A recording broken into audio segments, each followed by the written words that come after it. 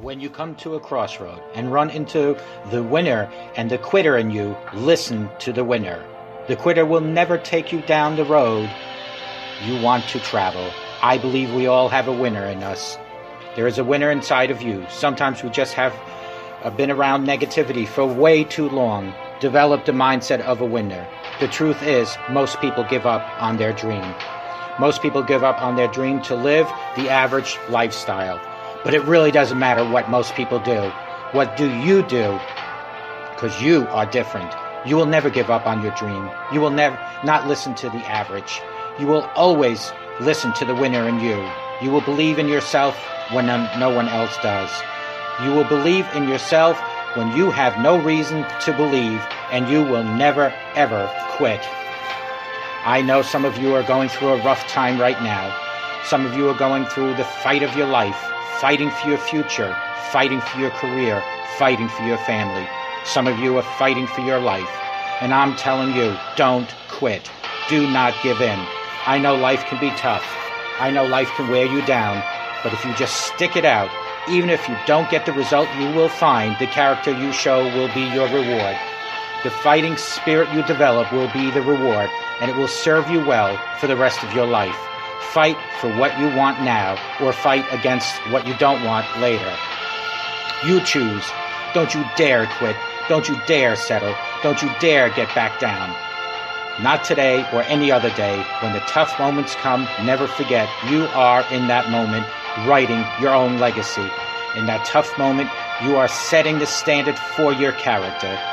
Do you have the character? Well, do you? When you come to a crossroad and run into the winner and the quitter in you, listen to the winner. When you make a commitment to yourself, you make sure you see it through. Never, ever quit. Even if you don't get the result, you will find the character you show will be your reward. Don't you dare quit. Don't you dare ever settle, and don't you dare ever back down. Fight for what you want or fight against what you don't want at a later time. And always know that God is right there with you. Just allow God to guide and direct you, and you will always be a winner. Hello, my name is Ralf Friedrichs. I'm an author, an addiction recovery coach, a life coach, and the host of this show, the Take Your Life Back Today radio show. You can also see, usually on YouTube, in a video version. Today we have a special guest on the phone with us, Glenn Andreiev, a longtime friend, a longtime filmmaker. But first, let me share some information about him with you, my audience. Then we will get right to Glenn with some questions, and he's got some wonderful, wonderful things to say. Glenn Andreiev was born and raised on Long Island. One night in 1968, when Glenn was 7, his older sister talked him into seeing a movie from 1932, Horse Feathers. Unlike his classmates at Larkfield Elementary School, which is located in Long Island, folks, in his hometown, East Northport, he had a fascination of vintage black and white movies. Of course, he became a big fan of the stars of this film, the Marx Brothers. He got his classmates hooked on old movies as well. During his teen years, he shaped his film history and filmmaking skills. Glenn picked up a Super 8mm camera. For some of you folks that are younger, you might not know what that is, but I'm sure Glenn will explain it. And started making short movies with his friends. They all started out as self-taught filmmakers. After high school, Glenn attended New York School of Visual Arts, graduating with a BFA in film. He worked in various aspects of filmmaking, including making his own films. He started giving lectures on various aspects of film history, covering such subjects as classic movie, comedy themes, Alfred Hitchcock, James Dean, Nazi cinema, Stanley Kubrick, and Akira Kurosawa. I also made my own feature films, he says, during a chat I had with him. Glenn recently completed 2 feature documentaries, Lost Emulsion and The Wendy Wilde Story. These films can be seen on his website, lostemulsion.com. I'll let him spell it out for you when we get into the interview.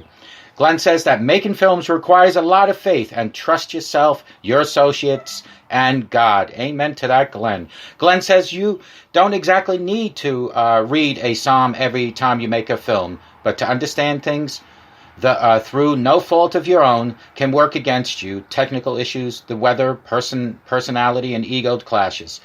A film school can tell you how to operate a camera, but it's the seeds that God puts in you that helps you and how to complete a film. Now let's ask Glenn about 10 questions here on the Take Your Life Back Today radio show. Good morning, Glenn. Welcome to the Take Your Life Back Today radio show. Good morning, Ralph. How are you today? I'm doing great. Okay. Well, just let's, before I dive into this, I just want to just give some people an understanding. You and I, through my brother, have known each other probably, I would say, 40 years. Oh. And you're up in Long Island right now, and I'm located down here in Virginia. And what we want to do is we want to hear about your whole career. You know, I was always fascinated about how you did movies and all that. So I'm going to go right into the first question. I want to ask you, can you just tell my audience about yourself? Yeah, well, right around the time I met you and Gunther, I was starting to work in Super 8 film. This was basically Super 8's home movie stock. You know, you use this to film birthday parties or picnics, and we were discovering we can make movies with this medium. It's actual film, not videotape. Mm-hmm. And there were a lot of limitations. You know, each little cartridge of Super 8 film was about 3.5 minutes, so we couldn't do like numerous takes. And we became self-taught. We, learned about mistakes, technical mistakes or aesthetic mistakes, and we learned not to let them down, but just, learn from them. Right. Give you one really quick story. I did a film my first year in college. I was about 19 years old, and I showed it to the owner of the Cinema Arts Center at the time, the late Victor Skolnick. And he's very content with his life, running a cinema. And I show him the film, and he's very knowledgeable. And he looks at the film, and he tells me everything that's wrong with the film. It's like reading off a grocery list. Oh, boy. But he doesn't do it to demean me. He doesn't, talk down to me. He talks, across to me. And it's in a way, it doesn't make me want to quit. It's in a way that made me want to, right after I left his house, pick up more film and just shoot again. I was just so energized. Right. And I think that's a lot what we're going to talk about is how people can be very negative and people can be very positive, and you need to separate the two. Mm-hmm. And not to listen to who's trying to crush you and who's trying to legitimately raise you. Right, and that's important. Yeah, I mean, people that know me in my audience for many years now have known that my show is all about lifting people up. It's fall 7 times, stand up the 8th time with somebody in your hand, and not pushed down again. But we're talking about the 80s here, and I'm sure the audience would love to know how the film industry has changed from the 80s to today, which is probably a long answer. So I'll leave it to you. I can knock that down pretty quickly, but my first feature film I did is titled Vampire's Embrace, a horror film, shot in the summer of 1988 in film in 16 millimeter. 16 millimeter film is very expensive. You have to have it developed, and then afterwards you have to have prints made by a lab, and that's very costly. And we had to constantly cut corners and watch how many takes we could do, just to make sure everything's on there. And the thing is, very few people were making independent films at the time. I was kind of known around East Northport. That's the guy making the movie. Yeah. So, it was very easy to get a distributor for the film, and yes, it was nice to see that it's in video stores in the early 90s. But nowadays, with digital video, you could walk into Best Buy and under $1,000, you've got broadcast quality equipment. Really? To go and make a film. Yeah, it's I mean, yeah, a lot of stuff is done on much more expensive equipment, but you can actually make something that's sellable and not spend a lot of money. The thing is that created the floodgates. The independent film market is just flooding. You know, I may have been the only guy in East Northport back in 1988 making a film. Now there's maybe like 10. Wow. So now it's, you know, it's pretty much all jammed up. It's gotten a lot more difficult. Right. Well, I mean, you know, there are always facts in any industry. You know, like in eyeglasses for me, there people always telling me different things, and I know what's factual. So, what are some of the common myths about filmmaking? It's easy. And that's a simple answer. Well, it's like so many people I know, they want to do a comedy. Right. And they'll look at, let's say, like their favorite show, like Friends. And they say, oh, we've got an apartment. We've got 7 actors who are trying to get into the industry, and they can be funny.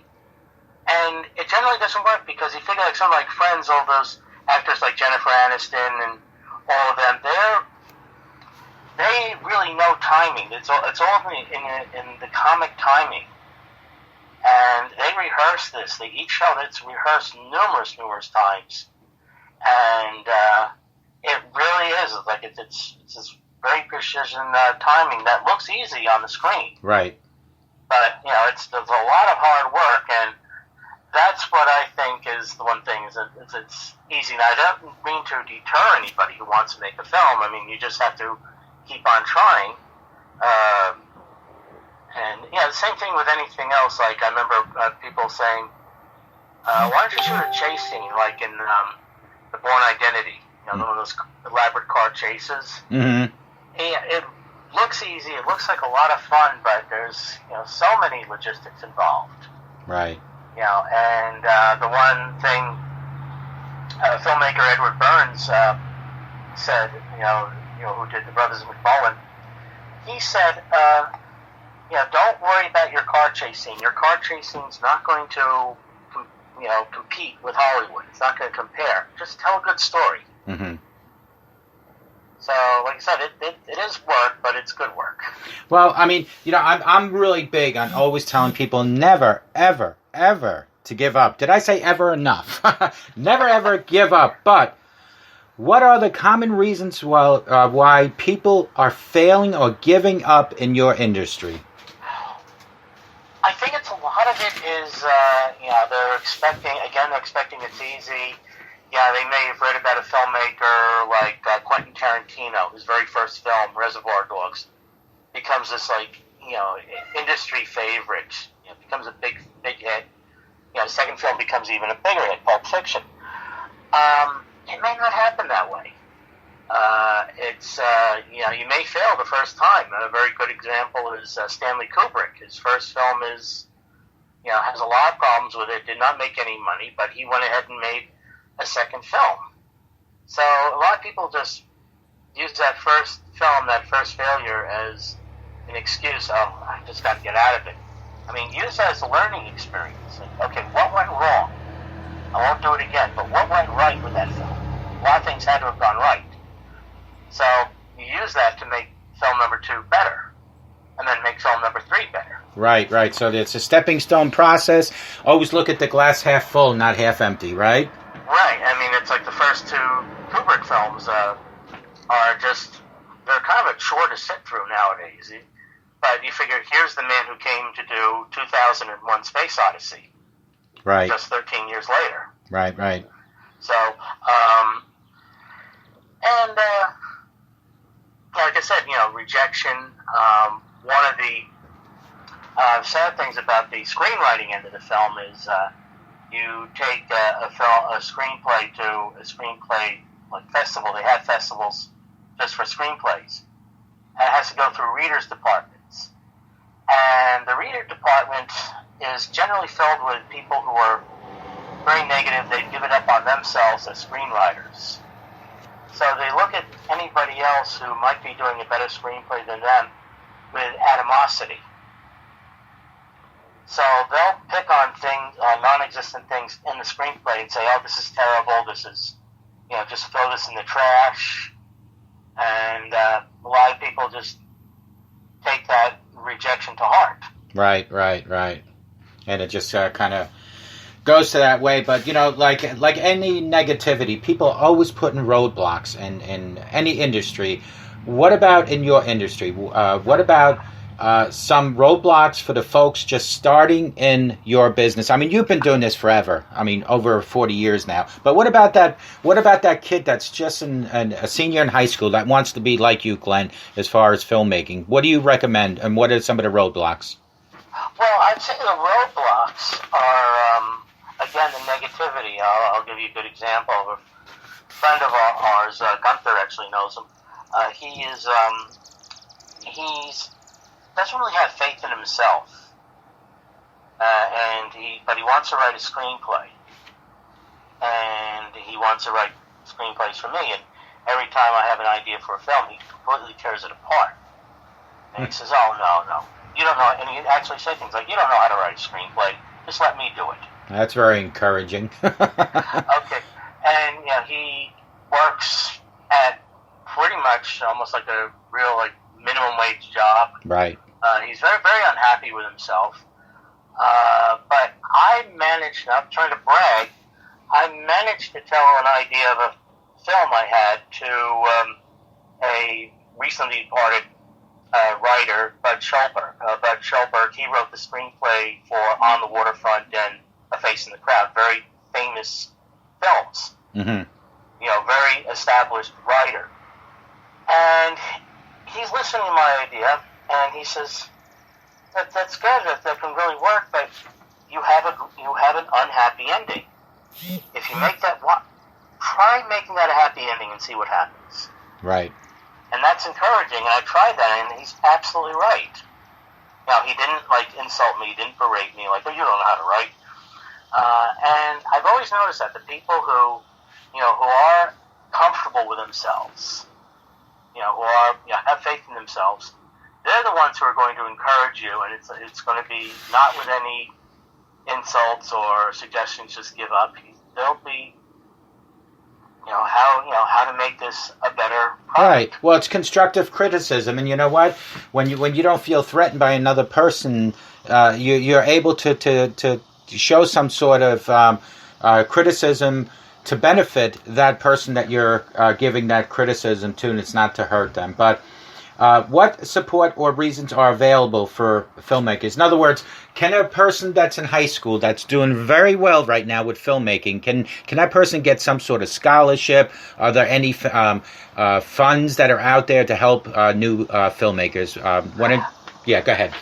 There are. I can't think of offhand what they are, but it's just really get the film out there. Don't be afraid. That's another stumbling block I didn't talk about, and sometimes I find that stumbling block in myself is you're kind of afraid to get out there. It's kind of like when you make a film, when you especially write the screenplay or edit the film, it's done pretty much in private, in isolation, and it's I guess it's that safe space that you just put yourself into. You have to get out of that safe space. Right. Let people let people see what you're doing, and they may know of sort of resources. Another thing is like I said, bad things are going to happen when you make a film. When I started doing my film Lost Emulsion, I shot a trailer for the film. A little 2-minute introduction to the movie. Right. And my editing computer completely died just as I finished it. Wow. And it was just because software is involved, it's very hard to get a refund on it, or it's just going to take a long time. And I took it, I live in, for people who know Long Island, I live in Kings Park, but I took the computer to a place in Glen Cove on the recommendation of my cousin. And he's the one who said, "You have a dead computer here." And I'm like, now what am I going to do? Yeah. So I got this little storm cloud over my head as I'm driving away from Glen Cove, I'm doing Lost Emulsion as a film about film restoration, about restoring old films. I don't know what to do. I passed by this place called the Piano Exchange. Mm-hmm. In the window, in the display window, is this vintage movie projector, like almost from like the silent era.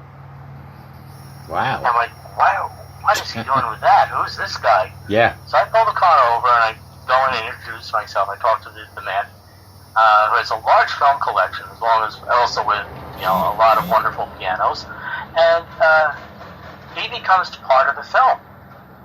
Mm. So it's very often, not just in film or with eyeglasses, it's just something negative, right, may happen, but it's putting you on a path, right, to a stronger positive.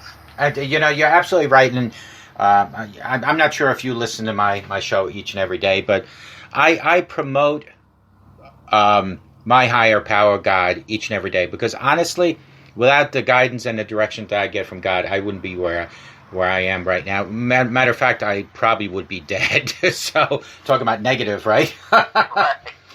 Which hurdles did you personally face, and how did you overcome them? Now, this question is not necessarily just for filmmaking. It could be filmmaking in combination with your personal life, or filmmaking. And we do have a train coming by, so hold off on your answer for a second. And unfortunately, we haven't been... no, that is your CSX. Long cargo train. Yeah, but down south. Yeah, so once the engine goes by, it's not as bad. And, sometimes that's why I do my show like early in the morning, like 4 o'clock, so I don't have to put up with that. But all right, we can pretty much hear your answers now. So. Okay, so I've got a good one for you. Maybe a few years after graduation from college, around 1989, I had a real fascination with the Revolutionary War. I still do. I think it's a much more exciting period in history than people realize. And I want to write a screenplay about some of the going-ons on Long Island during the Revolutionary War, and that makes it feel like an action film. The film's called Mad Wolf. Okay. So I wrote the screenplay in '89. I moved down to Florida, and we kind of like changed it a little bit so it has a Charleston, South Carolina setting. And I was trying to get funding for the film, and finally get a company that says, well, don't put up half if I put up the other half. And we managed to get $25,000, and it's supposed to go into like a group bank account. Okay. And I met with these people down in Miami, and their office is like very spacious and everything. Everything looks so legit. It turns out these people were crooks. Jeez. And they took the money. They took the money that I'd raised from investors. So now I have to tell the investors, look what happened. Mm-hmm. And then I also have to go to law enforcement. So I spend the remainder of 1992 into early 93 just going back and forth with law enforcement in Florida, just trying to, see if we can get these guys, which we eventually did. Oh, good. Now, this is probably some people are saying, I think you'd probably want to just give up on filmmaking. And I said, absolutely not, because, I don't want to, at the time I'm 32 years old, I don't want to spend the rest of my life looking back and saying, well, it's because of these crooks spending the rest of my life doing something I don't want to do. Right. So I'm going to make this film, somehow. Right. Mm-hmm. Okay, we make the film in 1997. I moved back to New York. We shoot the film, and it is like a big buffet table of problems. The camera's breaking down. The co-producers slowly acting like a legitimate madman. He definitely needed like tranquilizers. Right. There's all these myriad of problems, like a soap opera of problems. And we wind up only shooting about 75% of the screenplay, and I finished the film with a narrator to fill in the spots of the 25% we couldn't film. And nothing really happens with the film. I look at it not too long ago, and I'm saying, I really didn't need that 25%. This movie just really moves. And, there's some technical problems that show up that I can clean up with today's editing software. So it's a long 30-year process, but we're going to get this film finished. Right. And it's like, nowhere did I want to, a couple times I just said to myself, just throw everything in the trash can. Failure, this is a failure. But no, it's like eventually, this is going to get out there. Right. So, well, listen, I'm going to change my script a little bit, if you don't mind. We do have 2 more questions left, but they're kind of repetitious from the other ones. But what I'd like to know is, can you promote your last 2 movies and tell us what they're about? Because I think my audience would be very interesting to know. And the 2 movies that I'm talking about are the Wendy Wilde story. I mean, I know who she was, but my audience obviously doesn't. And the Lost Emulsion.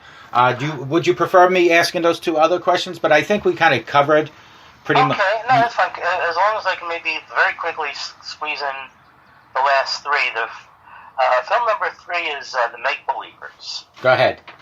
That's about computer scams. Mm-hmm.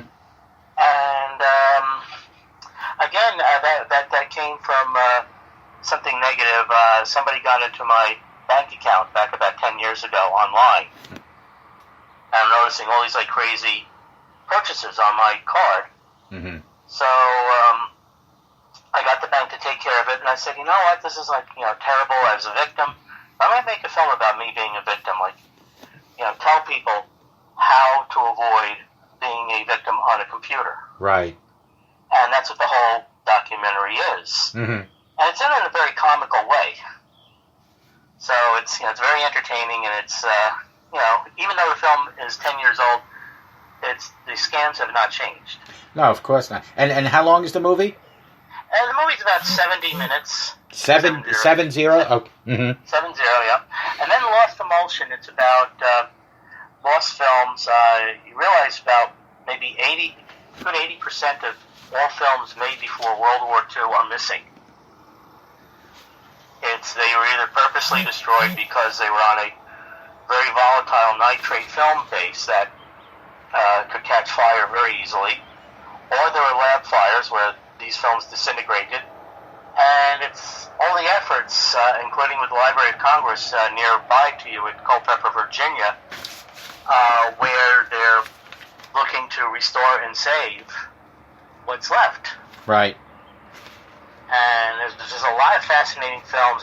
And the last one is the Wendy Wilde story. Right. About my sister, Wendy, who moved from the suburbs into the Lower East Side of Manhattan.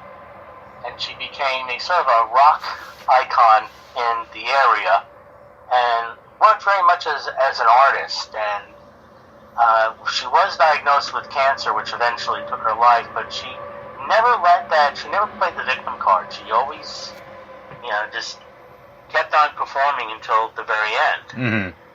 Like, it was never like, hey, please feel sorry for me. It's like, look, this is not going to take me down. Right.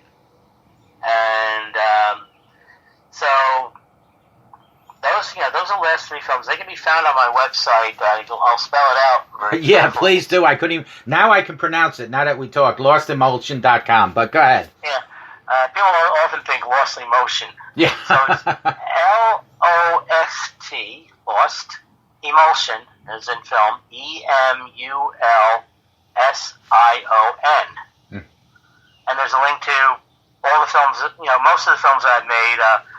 The Mad Wolf is still being cobbled together and should be up there very soon. And people, do they purchase these movies? Do they rent them? Like my podcast, people can rent a show. People, some stations actually carry it for free. But I know with a movie, there's so much more involved in a podcast. So how would you go about? Yeah, go ahead. There's a rental for about $4.99. Okay. And purchase for about $15. And the rental's generally for about 2 weeks to a month, so you got a while with the film. It's very often people think, okay, if I rent it, that means I only have a day. I better watch this right now, and I don't have the time to. Actually, on there, Ralph, is a lot of my Super 8 films. I have a little category there for Super 8 films. Ah. That has the Friedrich touch in there. I'll have to take a look. And it's very interesting to see. Mm-hmm. how you're evolving as a filmmaker. How you do things. You look at it like maybe would have done things different, but you're seeing filmmaking on a student level of about 40 years ago. With Super 8. Yeah, with Super 8. And animation at that time, I believe, when you used to do like your figurines, was clay, wasn't it? With clay, yeah, and that was like it was very challenging because the lights would start melting the clay figures. Right. Gunther tried that as well, and with very good results, but he had the same problems, and again, you had to like figure out how to work around these problems. Right. Well, I mean, certainly for my audience, they probably got a good view of what it's like to be a filmmaker, what to look out for, what to not worry about. If somebody wants to contact you, would it be through that website that you just gave? Yes, there's on there, and then on each, there's like a header page for each film, which I have my email address, and I'll be happy to talk to people or converse with them on email. Okay, well, you're going to hopefully get a good response. I mean, the podcast is worldwide, so hopefully that'll help. But, folks, I just want to give a special thanks to Glenn Andreiev for stopping by our podcast via telephone for this exclusive interview. You can find Glenn at his website at Lost Emulsion. That's LOSTEMULSION.com. You can call me at 84. Well, that must be on your end, huh, Cop? The senior care ambulance that just went by in Glen. Folks, you can call me at 844-405-HELP. Together, you and I, we can help each other take our lives back. Everyone out in my audience, be good to yourselves, be good to each other. A simple smile to that old lady next door living to you can change her life forever, and believe me, it will change your life. May God bless each and every one. Glenn, don't go anywhere. When we're done in about 2 minutes, I just want to chat with you for a second, okay? So hold on. Okay, hold on.